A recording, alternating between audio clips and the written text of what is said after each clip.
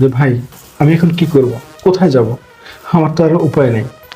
তারপর ওর বাবা আমাকে একটা কাজ দেয়, একটা ব্যবসা বাণিজ্য ধরিয়ে দেয়। সেই ব্যবসা বাণিজ্য থেকে আজ আমি এই কোটি কোটি টাকার মালিক। এই যে দেখছিস না, ধন সম্পদ গাড়ি বাড়ি সবকিছু হচ্ছে ওর বাবার জন্য। দেখ বাবা, তুই যদি এই মেয়েকে মেনে না দিস তাহলে আমি মরে গিয়েও শান্তি পাবো না, আর আমি আমার বন্ধুকে দেওয়ার কথাও রাখতে পারবো না। দেখ বাবা, তুই যে কোনোভাবে এই মেয়েকে মেনে নে।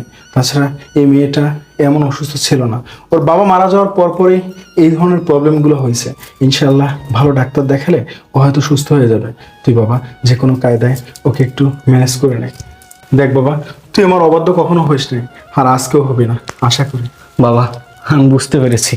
বাবা, অভাব জিনিসটা কি তা তুমি আমাকে কখনোই বুঝতে দাওনি।